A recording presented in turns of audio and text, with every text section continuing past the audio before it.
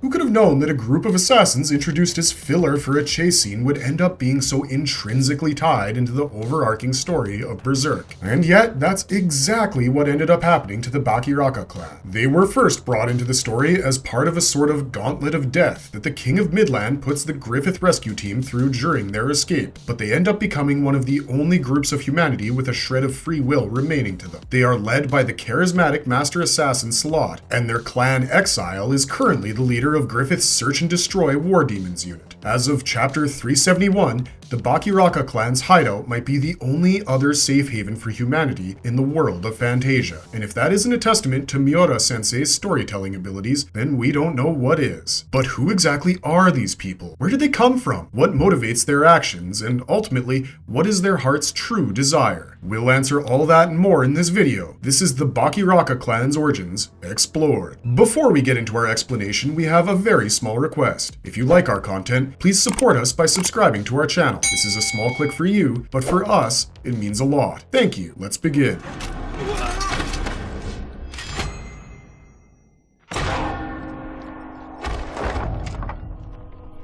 They're inspired by the same group of killers whose story serves as the basis for Assassin's Creed, the Hashishins of Syria and Persia. If you are longtime viewers of our content, there's no way you guys don't know about Assassin's Creed. Ubisoft's flagship-ish franchise has spiraled down the open-world RPG rabbit hole and rightly been criticized for it in our opinion, but when it first came out, AC was this gust of fresh air, especially because of its intricate storytelling. You felt like a part of the Crusades as you journeyed through the greatest cities of the old world in the shoes of the master assassin Altair ibn la-Ahad. The secret war between the Templars and the Order of Assassins felt just as realistic as fighting with a hidden blade would be in real life. What made that first game work was the fact that it was so steeped in history and made effective use of it. The Templar Knights were a real order, and they were probably involved in some sort of grand conspiracy or another, but it certainly didn't involve any pieces of Eden because, well, it's 2023 and the world hasn't ended yet. But it's the assassin side of things that's relevant to this video, because Miura's Bakiraka clan seems to be based on the same source. The Hashishins, whose actions became the genesis of the word assassination, were actually a subgroup of Shia Ismaili, who ended up being persecuted because they wanted to follow the established order of succession. This part can get a little confusing, so bear with us, but we will try to explain it as simply as possible. Many subsects of Islam developed when the religion was young, and Nizari Ismailism is one of them. The second largest branch of Shia Islam was, objectively speaking, birthed from a succession struggle. The Fatimid Caliph Imam al-Mustansir Billah had publicly appointed his son Nizar as his successor, but after his death, his throne was usurped by his army commander, Al-Afdal Shahanshah, in a coup that installed his own brother-in-law, Al-Musta'ili, as the next Fatimid Caliph instead. Nizar fled to Alexandria and proclaimed himself to be the true Caliph Imam, and gathered enough supporters to muster an army and also birth an entire religious subsect, Nizari Ismailism. Nizar gave battle to Al-Musta'ili's forces, but was defeated in the field by Al-Afdal, who took him prisoner, transported him back to Cairo, and executed him. Nizar's own son, Al-Hadi, should have followed him as the next imam in the eyes of Nizar's followers, and none were more staunch in this belief than the man whom Al-Mustansir had entrusted the true Fatimid lineage to, Hassan I-Saba. Saba followed Nizar to Alexandria and then took his infant son to the safety of Alamut Castle, the last stronghold in possession of the Nizaris, where the subsect of Nizari Ismailism was formally established and spread from, as well as something far more lethal. See, Hassan was a Dey, which basically means missionary in Arabic, and Nizari Ismailism's adherents think that their leaders are ordained by God. Thus, the position of a religious missionary becomes an important political tool, as they are technically second in commands for the Imam, the actual leader of the Nizaris, who claim to be God's interpreters on earth. And so, Hassan I-Saba effectively became the regent for the young Al-Hadi after arriving at Alamut. Throughout his lifetime, he struggled to see his people safely settled. Well, anywhere, because the Nizaris were historically persecuted from all sides. So Hassan made two crucial decisions about his small theocratic state. One, he decided to abandon proper village settlements in favor of the coastal mountains of Syria. This strategic decision allowed his followers to survive far longer than they would have had they remained in the plains of the Holy Lands. The second was the establishment of the concept of Fide, aka Fidei, aka the Order of Assassins. The Nizari Ismaili state was under no delusions of their position. army. They knew that they were always going to have to take a defensive approach when it came to territory, and that as long as they lived, they would always be hunted down. So they retreated to the mountains, where they might defend themselves better. But that also meant that they couldn't exactly keep a standing army, because armies require large amounts of supplies, and that is something they simply couldn't muster. So instead, they decided to perfect the art of subterfuge, and make an art out of taking another person's life with discretion and precision. In Arabic, the term fide means sacrifice, and the term fidein translates to those willing to sacrifice themselves for God. It originated with the Nizari Ismaili state. Hassan I Saba understood the kind of power that the life of an important dignitary held, and so he trained his men to become such capable spies and killers that legends say assassins would stay with their targets long after their death, waiting to get discovered, just to make a point before inevitably getting away. It was his spiritual successor, Rashis ad-Din Sinan, who would serve as the direct inspiration for Assassin's Creed 1's main antagonist, Al-Mualim. Sinan wasn't even born yet when Hassan organized the group of people that one can consider to be history's first assassins, but he would go on to inherit his legacy in spirit and name, for both of them were known as the Old Man of the Mountain because of where they lived and the fear that their names inspired. Miura-sensei might not have been looking at this unique yet oppressed group of people who managed to destabilize the Holy Lands for nearly 2 centuries when he introduced his Bakiraka, but he clearly drew inspiration from it for their fleshed out backstory. But having given you some historical context surrounding Berserk's elite clan of assassins, let's get to actually talking about them, shall we?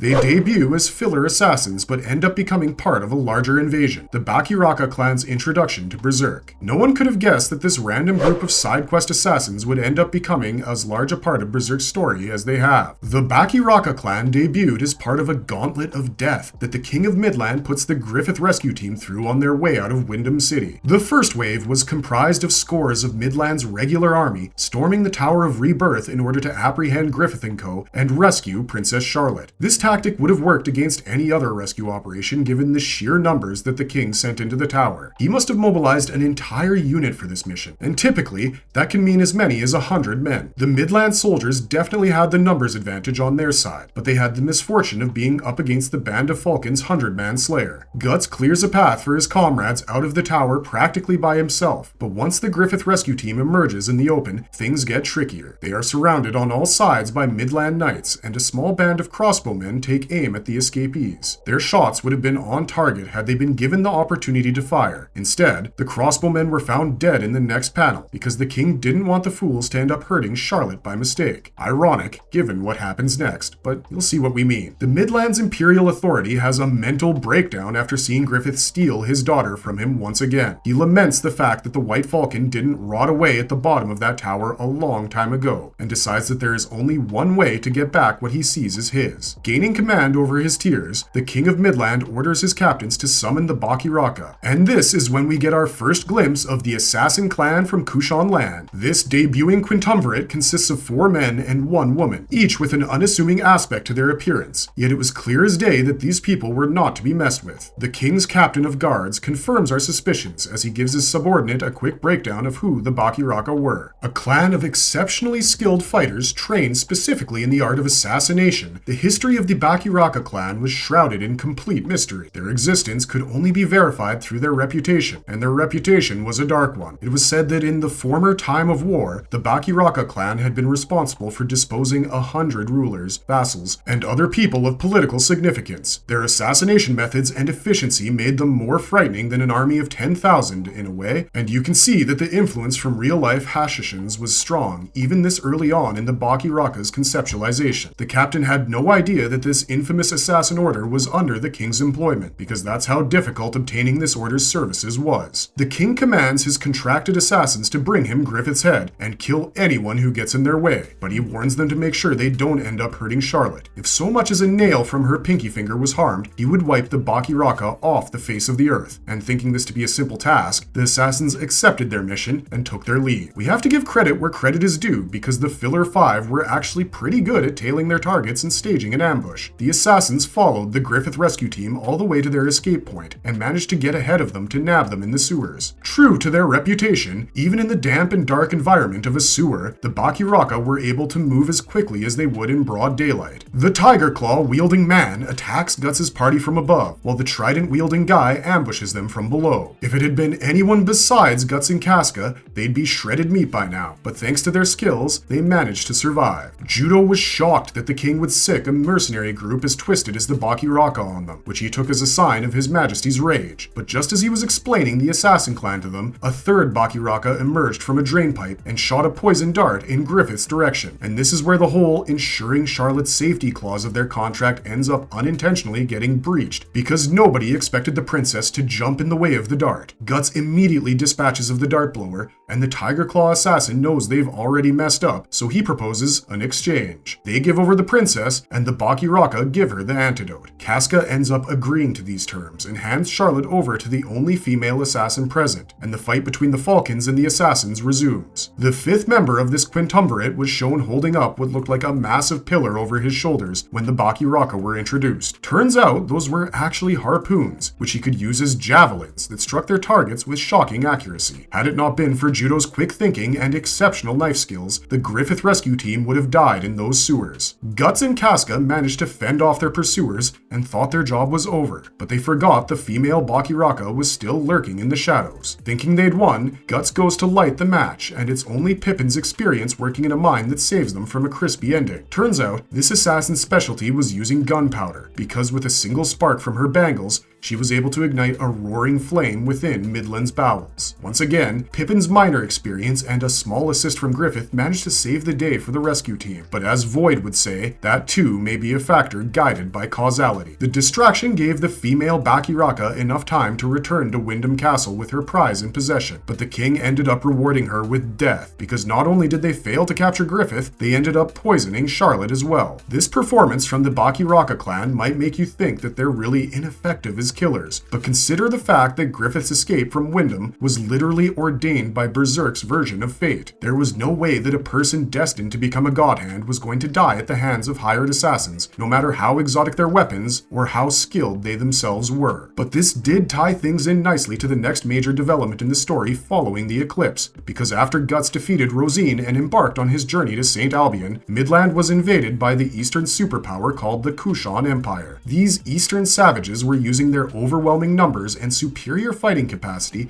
to decimate every town they came across, but that wasn't the only reason for their success. The Kushan had an elite unit of scouts who would venture forth and clear out areas of interest, making the main army's approach smoother, but they also had another purpose, which was arguably far more important. Before the Kushan invasion was shown to us on the pages of Berserk, we were treated to a trio of chapters titled Revelations, which set up the return of Femto as Griffith in the physical world. Apparently, the God Hand's comeback would be under the guise of a prophetic savior who was recognized by the Holy See as the Falcon of Light, and it was capturing this Falcon that was the Kushan scouts' main purpose. They had received an oracle from their own land, which stated that the Falcon of Light would appear on holy ground, and their orders were to capture him, dead or alive. But how did these scouts tie into the Bakiraka clan? Well, it's simple. They belong to it. During his journey, the Black Swordsman comes across a village being raided by Kushan scouts, and he immediately slays them without any effort or even knowing why they were there in the first place. Guts' inhuman fighting style made a fan of Isidro, but did not amuse 5 observers who were watching him off-panel all the while. One of them asks his leader if it was okay to let him go, having incurred such losses. Their leader answers in the affirmative, and doubles down on their duty as Bakiraka to scout first, kill second, especially in this war. There was no need to sacrifice more men needlessly, and besides, they wouldn't be able to win against this opponent without suffering losses themselves. It sounded like this guy knew Guts personally, and his subordinate asked him the question that was on our minds. And that's when we realized that the guy leading the assault on Midland is someone we've already met before. Silat takes off his face cover and comments that it was a very long time ago before reaffirming his clan's mission of finding the Land of Oracle. Of course, we know who this guy is and what his place in the story was before Miura brought him back, but we get that you guys might not. And understanding Salat's background is actually crucial to understanding the desire of the Bakiraka as a clan. So let's talk about the young master and how his heart's greatest desire reflects the collective desire of his people.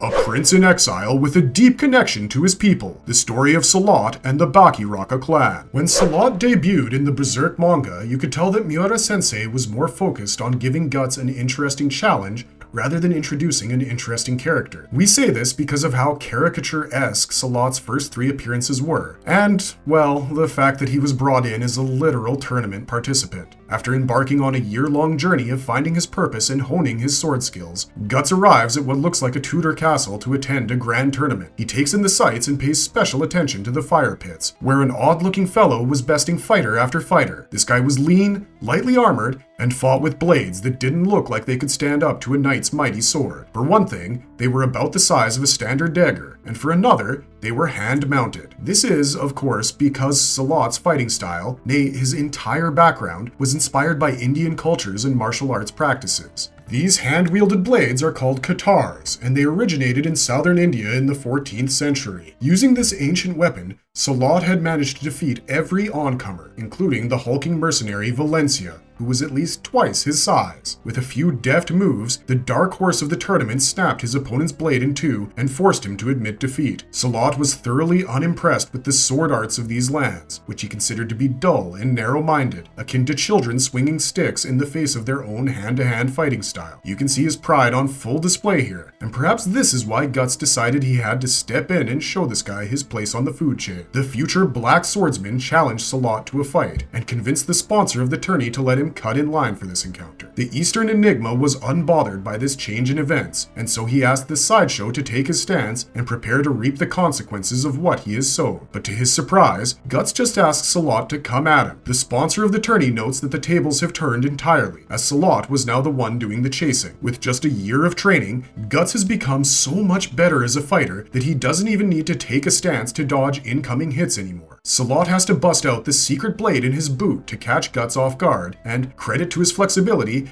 he gives gymnasts a run for their money with the way he goes to take a stab at Guts, but this is where his pride gets shattered. Silat thinks to himself that he has Guts cornered. He thinks that he's got the upper hand, and like everyone before this guy, his relentless assault will phase him into submission. But Guts simply flings him off with his sword and swats him away like a fly. He calls Silat a street performer just to put the icing on the cake, and the poor Kushan can't even catch a break in an immediate rematch. This is also how you know that Silat was going to be a side character, because he ambushes the band of the Falcon with a group of mercenaries instead of his usual accompaniment of disciples. Initially, he gains the upper hand because he catches the fleeing Falcons completely unawares and manages to corner Casca. In any battle, it is common sense to take out a fighting unit's leader first, and so Silat engages and narrowly defeats Casca to achieve that end. But before he can force her to submit, Guts shows up and rescues his former comrades. When they call out his name, we learn that Silat knows him by his reputation as the 100-Man Slayer, and everything starts making sense. He underestimated his opponent's battle prowess before. He wouldn't make that mistake twice. Silat pulls out his chakram projectiles and his deadly Urumi blade to avenge his loss from the tournament, but the exposition he does for the weapons is borderline comical. We found ourselves agreeing with Guts every time he called Silat a street performer, and in the end, he defeated the Eastern Enigma and even left him with a little souvenir. Silat departed the battlefield with a scar across his forehead and Guts' name on his lips. He was clearly being set up for a rematch at some point with the 100-Man Slayer. But from this point, Berserk's story takes such a dark turn that we think Miura-sensei just didn't consider this encounter to be enticing enough for a round 2. The 100-Man Slayer is not the Black Swordsman, and the Black Swordsman is arguably not even human anymore. The 2 years that Guts spends tracking and killing apostles has turned him into an inhuman beast, and if Silat was losing this easily to him back then, what could he hope to do now? We suppose that is why he decided to mash together all his Eastern characters into a single political entity, and then had that entity invade all of Midland. Towards the tail end of the Revelations chapter, we see Midland drowning in a sea of famine, disease, and refugees, 3 classical signs of the end times. To hammer home the fact that this was his version of the Armageddon, Miura-sensei also staged an invasion that would end up changing the whole world. It was when Emperor Ganishka's undefeated war machine came rolling into the land of Oracle that Silat was reintroduced to the story, but with a far different mindset than before. The Silat of old would have probably gone ahead and killed those thugs with Isidro personally before engaging in round 3 with Guts, but age and experience had matured him into his title of Young Master. Here, surrounded by his Tapasa and the dead bodies of his clan members, he remembered his duty before his ego and decided to press on with his prophesized mission. At first, he thinks his target is Guts. After arriving at St. Albion in the aftermath of the incarnation ceremony, Silat notices that as the Oracle had foreseen, something had indeed happened in this pagan land, and his former adversary was in the middle of it all. Silat commanded his Kushan scouts to capture Guts' entire party for questioning, telling them not to go easy on the Black Swordsman especially, but before they could accomplish their task, Nosferatu Zod suddenly shows up on the battlefield. The Immortal One mows through dozens of Kushan men on his way to the Tower of Conviction, which is where Silat's actual target lies in waiting, Griffith. The ode flowing from his divine personification was so magnetic that everyone present in bearing witness to his rebirth forgot to breathe and were enthralled by it. Guts was the first person to break out of the spell, nearly charging at Griffith and abandoning Casca, but the second was Silat, and this is where we finally get some context behind the Bakiraka clan's mission in the entire Kushan invasion. As his men quivered with reverence for Griffith and out of fear for Zod, Silat rallied them with a call for reclaiming what was lost to their clan ages ago. The young master states that the reinstatement of the Bakiraka to their own lands depended on this one act, and beseeched his compatriots to not forget the centuries they'd spent driven away from their home. He appeals to their warrior spirit and claims that even if they die in the attempt, those who fear death's embrace shall never join the ranks of the greats. The Kushan scouts press their advance, but it is to no avail. Not because Zod easily cuts down most of them, but because their primary mark, Griffith, simply flies away with the Immortal One. Having failed his mission, Silat returns to his commanding officer to give him an update on the unnatural happenings of St. Albion. But obviously he doesn't believe a word of what Silat says, and disrespects his entire clan to boot. Turns out, the reason behind the Bakiraka clan's expulsion from their lands was their support of the rival royal family in the previous power struggle, but the discrimination against them went deeper than that. Apparently, the Bakiraka were originally a clan whose social standing was equivalent to a slave's. It makes sense why Silat's commanding officer, an elitist from Kushan nobility, would berate him for his failure and belief in oracles and such, despite the former receiving instructions from the Emperor himself. But the young master of the Bakiraka proves he can remain resilient in the face of disrespect. Instead of striking the man who thrust a boot on his head, Silat saved the commander from an assassination attempt as his Tapasa disciples took care of the would-be assassins. These disciples represented the peak of Bakiraka physical conditioning. Rippling with muscles and humongous in size, their knuckles and other body parts were so hard and effective at dealing damage that Tapasa could tank sword swings with no armor whilst bashing your face in with their bare fists. And when it came to fighting, they were in a class of their own, which they displayed more than adequately on this particular occasion. But just as Silat meant to take his leave of the men besieging Shet, he was stopped in his tracks by the very objective of his mission, and the arrival of a man he used to know a long time ago.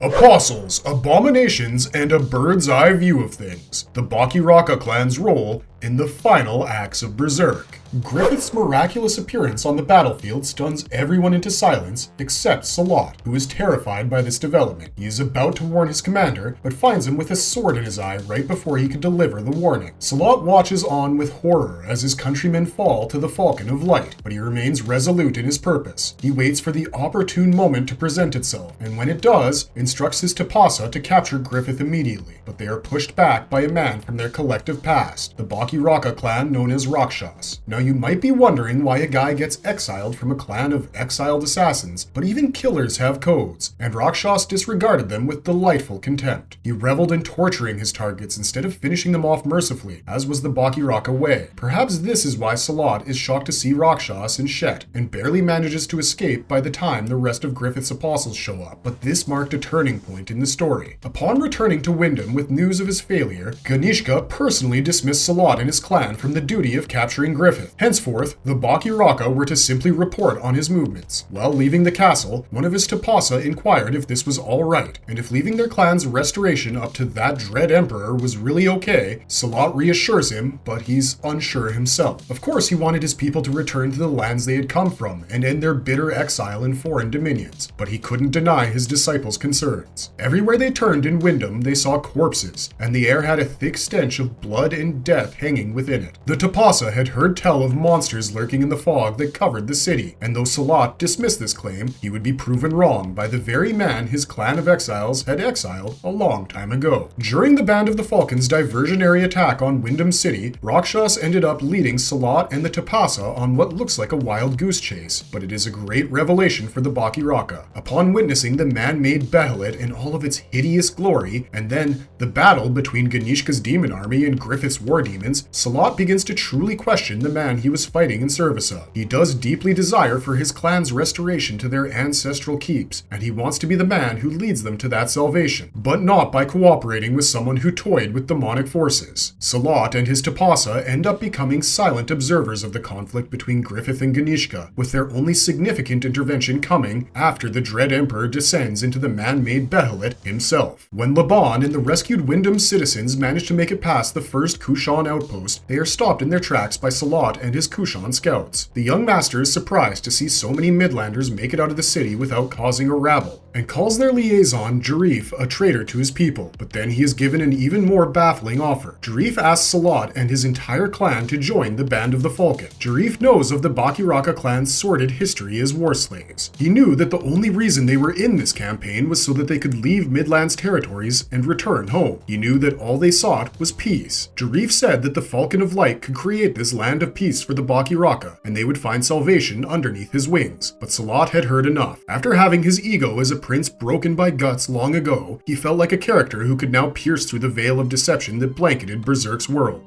Silat updates Jarif on the prideless ways of the Bakiraka since being forced to turn to assassination in their exile, but that fight for survival had taught them all one thing. Even if the world was caught up in an inscrutable wave of fervor for the Falcon, was it okay for a person to give oneself over to it entirely without any thought? Yes, it was true that the great Emperor Ganishka was a mad and dread emperor. Silat would later be one of two characters to give the Apostles' Eldritch Abomination form the title of Shiva, but that didn't mean he himself was mad or suggestible. Silat was going to see this new world Jarif spoke of from his bird's eye view and decide whether it was a place worth living for himself. Well, he must not have appreciated what Griffith did with the great roar of the astral world, because after the advent of Fantasia, Silat resurfaces in Falconia, but not in the way you're thinking. We don't see Silat on the streets of that grand city or huddled in the corner of one of its many bureaus and guilds. We see him stalking Rickard on his way to meet his former leader. Silat is a first-hand witness to the slap of the millennium, and it is the fact that he approaches Rickard about it afterwards that tells us he rejected Jarif's proposal a long time ago. Well, that and the fact that he was using his assassin skills to go undetected in a castle filled with apostles and soldiers just to gather intel on Griffith as a leader. After observing everything that had happened since he saw Daiba's greatest creation in action, Silat had considered working for the Falcon of Light like many of his fellow Kushan, but he just couldn't bring himself to serve someone inhuman again. That is why he was so intrigued by Rickard, because when he saw that slap, he knew instinctively that this kid knew some secret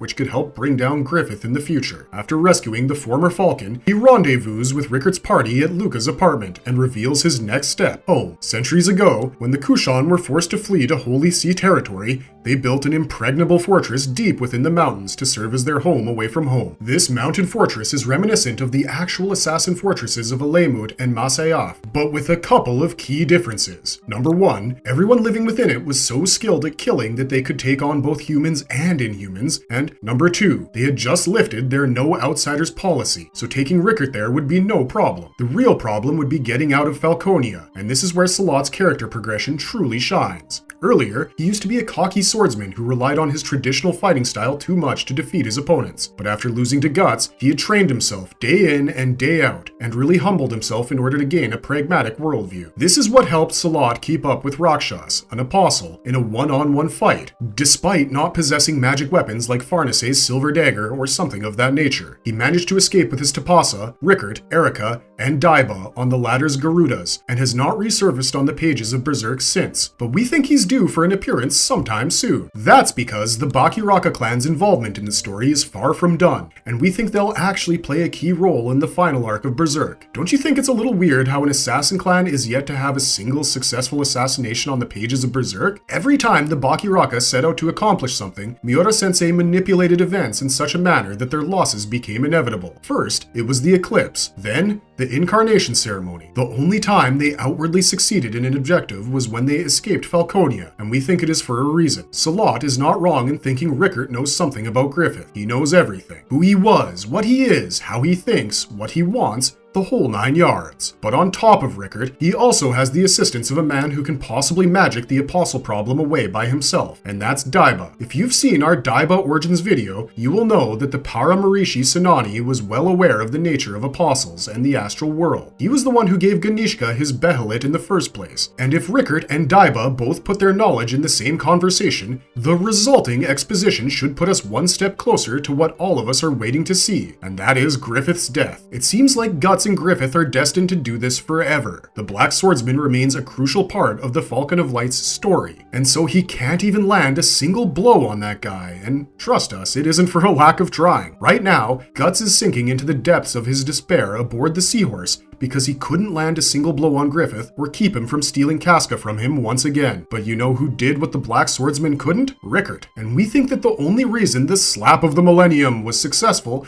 was because the former Falcon now exists outside of Griffith's story. Rickert has accepted the death of his comrades and truly moved on. He doesn't even see the current Griffith as the man he once knew. And that is precisely why he holds the key to the God Hand member's downfall. Call it luck or causality that he now finds himself in the company of a clan of killers who can realistically serve as the good guys in the final battle for the world. The Bakiraka clan, who were slave warriors originally and then were forced to become exiled assassins, could end up being the reason the world realizes the truth about their savior, and we're just waiting for that cathartic moment to finally happen. Marvelous verdict. And that's it for this video. The Bakiraka clan is one of the best examples of Miura-sensei's consistency. Even though they might not have been introduced as important characters, they are now in a position that is critical to Berserk's progress and eventual endgame. But that isn't the only thing that makes us love them so much. Miura-sensei mirrored the story of the real-life assassins really well with his made-up, India-inspired ones. And yet, the story of the Bakiraka feels original. At no point will you think that this is all taken from our history, though it very clearly has been, as we've established in our video. It is yet another testament to Miura-sensei's storytelling abilities, and the masterpiece that is Berserk. Let us know your thoughts about the Bakiraka clan and other cool assassin groups down in the comments section below. As always, if you enjoyed the video, don't forget to leave a like and subscribe to us if you haven't already. This has been Corey Whelan for Marvelous Videos. Have a good one, be safe out there, and thanks for watching.